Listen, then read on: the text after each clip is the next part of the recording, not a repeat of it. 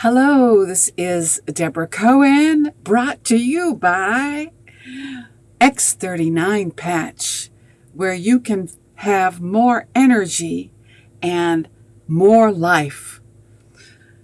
If you're interested in these patches by LifeWave, just email me, Debra, Debra, at energylifewave.com.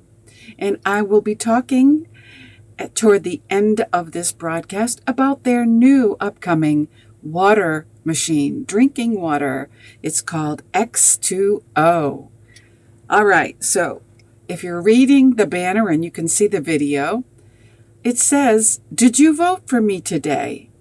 Meaning I am in a competition with the Global Citizen Festival, and only one lucky singer will get to perform in front of 60,000 people this fall 2025 in the Big Apple. And of course, that used to be my stomping grounds when I was a musician, singer at CBGB's. Okay, so some of you might not know what that is. Look it up on Google. They'll tell you. I'll give you a hint. Debra Harry. Okay. No, I'm not Debra Harry. I'm Debra Cohen. Thank you. And we're going to talk today about the condition of the drinking water in the United States. I saw an article this week by Newsweek, and it was very timely as LifeWave begins their launch to release a new product for better drinking water. So please vote for me. The reason I promote these patches is because they're giving me the energy to actually do the things that I'd like to do, like compete in this contest and have enough energy to actually do it. So it's very simple. If you want to help me out, you get a free vote every 24 hours at the following website, tophitmaker.org/2025/Debra, Debra-Cohen, Cohen. And today we're streaming on Facebook, my profile, Debra Cohen, and on YouTube. I'm back on YouTube now that we've fixed some of the technical glitches of updating. Okay, so I'm going to run this little commercial about my podcast, a story and a song. That's what this is about. Yes, and I will be right back after this message. A Story and a Song podcast by Debra Cohen. Interfaith music. Every Sunday, 11:30 a.m. Eastern Time. Books, music, singing for life. How songs elevate in praise. Deeper mysteries of the soul. For all creation. It's the golden age of praise. Singing from your heart and your soul. Music, stories, and merch, of course, on Amazon. A story and a song about life. Yes, and this is about life. And today we're talking about life that comes from our drinking water. And I wanted to share this with you, this article by Newsweek.com. And it's dated June 20th, 2025, in case you want to reference it later. Now, there's a map over here. Oops. And you might not be able to see it very well, but it shows you in the whole United States, if you're watching this podcast in video form, what areas of the country have the most contaminated water. And I know that, let's see, let me go to help you out because I can't see it very well. You can just go to the newsweek.com article, or it looks like the blue side. Okay, population or arsenic. Okay, the arsenic on the right side are the places where there's high levels of arsenic. And the darker the red is, the more arsenic. I don't know if you can see the red dots, but again, if you want to look at the map, because I've captured your attention, you can go to newsweek.com and look up this article. It's called Map Shows States Where Drinking Water Contamination is Highest. And scrolling back to the map, it tells me that the shades of blue is just the participant numbers. So the darker the blue, it looks like the more people were tested. So let's see what this article reveals to us. So if I were living in the United States where there's a red dot, I would want to be listening to this. And for those people that are very good in geography and couldn't look at a map of the United States, it looks like the east side of Michigan is a concern, and the northwest states, some of the northwest states. So let's learn about this. I mean, I'm like, what? Are you kidding me? This is in the United States today, 2025? Okay, so this study was conducted via review of 14,000 pregnancies across 35 cohort sites participating in the National Institute of Health's Environmental Influences on Child Outcomes. Okay, all right. I just jumped to the medical. Sorry. I'm on a new kind of mushroom coffee. And oh, hey, Laura. The movie Erin Brockovich was about a contaminated water solution. Really? I'm going to have to look that up. Nice to see you too, Laura. And I'm also streaming on Facebook if my Facebook friends are watching. All right, so let me start over again because I started in the middle of the article. Okay. A new study by researchers at Columbia University has revealed the states that have higher rates of arsenic in public drinking water systems, most of which are in the West and the Midwest. Okay, so here we go. Michigan, South Dakota, Nevada, and California were all states that had areas with levels of higher than 5 micrograms per liter of arsenic in the drinking water. So, alert, if you're watching and you're in one of these states, Michigan, South Dakota, Nevada, California, I'd be writing to my congressman and saying, hey, dude, or miss, ma'am, what's up with our drinking water here, according to this Newsweek article, okay? The study found that even low levels of arsenic in drinking water may increase the risk of below-average birth weight and other adverse birth outcomes. And why it matters. Arsenic is a natural element that can be found in soils, sediments, and groundwater, meaning it can feed into public drinking water systems. Water sources in some parts of the U.S. have higher naturally occurring levels of inorganic arsenic than other areas, according to the Environmental Protection Agency. At high levels, exposure to arsenic can cause symptoms ranging from vomiting, nausea, diarrhea, to dehydration and shock. So, Americans, take note. Long-term exposure has been associated with skin disorders and increased risk of diabetes, high blood pressure, and several types of cancer.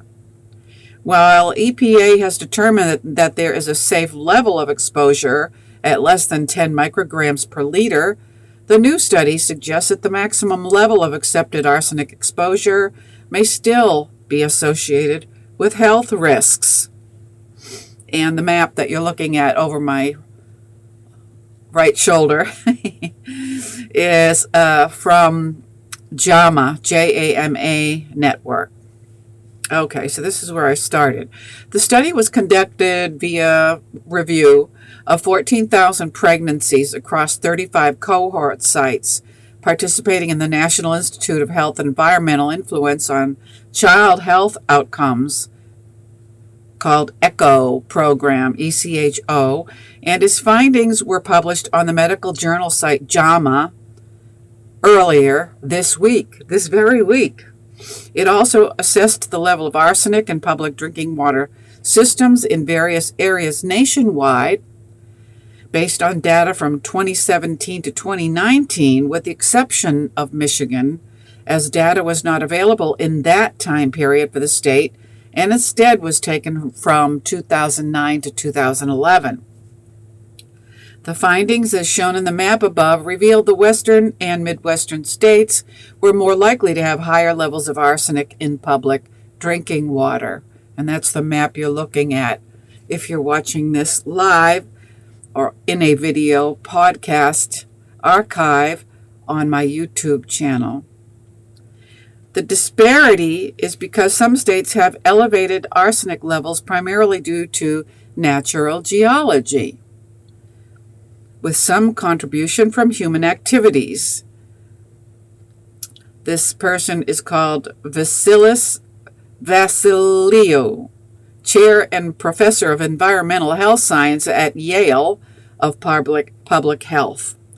And they told Newsweek, which is why it's in this Newsweek article. Arsenic naturally leaches from rocks into groundwater in regions with volcanic, mineral-rich, or sedimentary formations, which is common in the Southwest, Midwest, and parts of California's Central Valley. Many affected communities depend on groundwater-fed wells, which are more prone to arsenic contamination than surface water. This person, named last name Vassiliou, said, chair and professor of environmental health science at Yale. Vassiliou said that agricultural runoff and irrigation practices were also factors at play, particularly in areas like California's Central Valley or Nebraska's farming regions.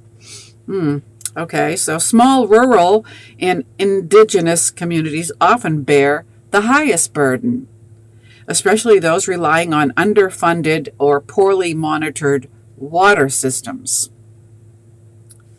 Many small water systems lack the capacity for frequent testing or advanced arsenic removal. Without federal or state investment, meaningful reduction in exposure is unlikely. While the EPA continues to maintain that exposure to arsenic in drinking water at a level of less than 10 micrograms per liter, quote, protects public health based on the best available science and ensures that the cost of the standard is achievable, end quote, some states have taken measures into their own hands. Because let's face it, are you gonna take a chance and drink this much arsenic in your water because the EPA says that much arsenic is not going to kill you? New Jersey and New Hampshire have since enacted stricter limits of 5 micrograms per liter. So kudos to Jersey and New Hampshire. The 10 microgram per limit is a political and economic compromise, not a health-based standard, and likely insufficient to fully protect the public, especially over a lifetime of exposure, Vassiliou said. So what are people saying about this? All right, well, Vassiliou told Newsweek, this is a quote from him, even at low to moderate levels of chronic exposure, i.e. 5 to 10 micrograms, arsenic has been linked to, are you ready for it? If you're drinking this stuff and they tell you it's safe, under 5, and this is what the potential diseases in your body are: cardiovascular disease, increased risk of high blood pressure, atherosclerosis, and ischemic heart disease, possibly due to endothelial damage and oxidative stress. It also has been linked to type 2 diabetes, as arsenic can impair pancreatic B cell function and glucose metabolism. Low-level exposure has also been associated with reduced cognitive performance, particularly in children, and possibly neurodegeneration in older adults. All of this from drinking safe limits of arsenic in your drinking water.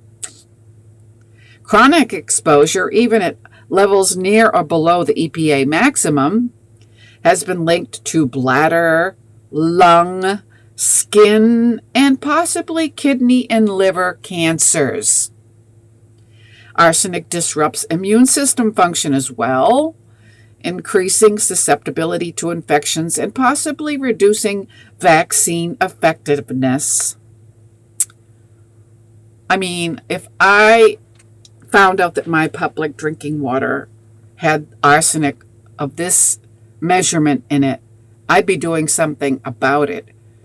I mean, first, writing to your politicians in alarming tone and asking what they're going to do about it, and then also find a water machine and start drinking from a filtered water system.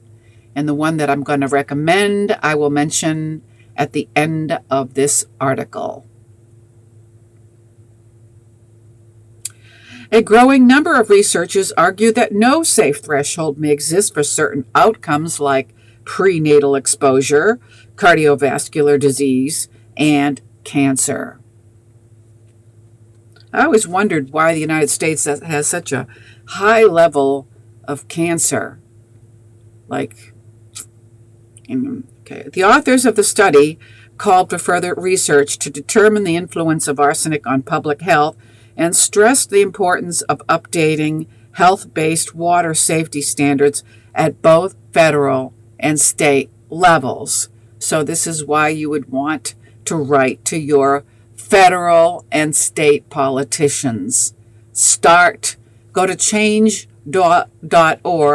and create a campaign. Ask people for signatures. I mean, there's power in numbers.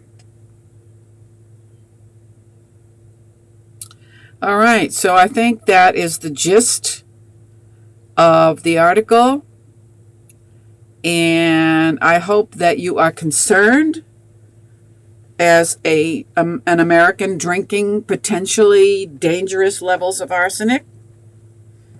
And so here I'm going to introduce to you a new water system that is coming out that I would highly recommend. It's coming out in July. And yes, I am a distributor for LifeWave, which is why I am promoting this machine. Take a note and listen.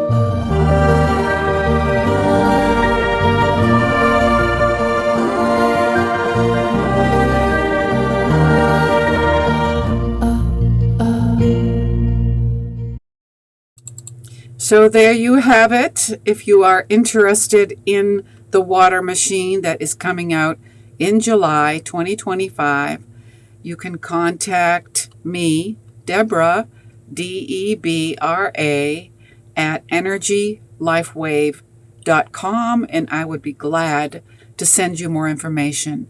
Also, I am wearing the X39 LifeWave patch, which is not a drug, which is why it's not FDA anything. It's a nano crystal that reflects your infrared light back into the body, which in turn awakens or regenerates your own stem cells, which are the essence of life in a human body. All right, so I talked to you about the importance of drinking good water. You can know more about this machine by emailing me if you're interested in the information. Don't forget to vote for me, and I'll show you an ad right now so that I could possibly be the #1 singer at the Global Citizen Festival in the fall. There's only one winner. That winner wins by the most votes.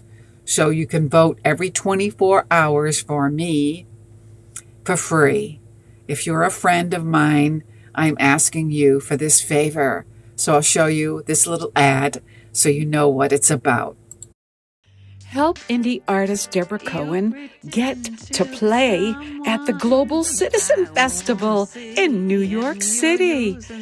All you have to do is go to tophitmaker.org and post your votes. Thumbs up the Big Apple. Get her there. All right, and there's a story behind that song. So you'd have to read the lyrics to know it's a true story. I wrote the song because I had somebody contact me on TikTok saying they wanted to chat with me, and they said they were Robert Plant. Anyway, and the rest of the story is in the lyrics. Okay, so I'd like to be able to warn other women that think they're talking to some celebrity who actually is not. And there's a lot of human trafficking that goes on line with gullible teenagers that think they're talking to somebody else. And you hear it all the time. The teenager loves the attention.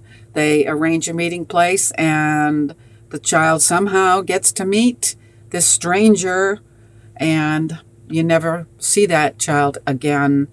They are kidnapped, or human trafficking is a big problem, even in this country, sad to say. And finally, I'd like to tell my Jewish friends about Rosh Chodesh that's coming up this week. It'll be Rosh Chodesh Tammuz, according to the Hebrew calendar or the lunar calendar. And I would like to share a song that I recorded called Psalm 104, which in the Jewish prayer book is the psalm that every Jew prays at the beginning of Rosh Chodesh, which is the new month every month according to the lunar calendar. So let's close with this psalm.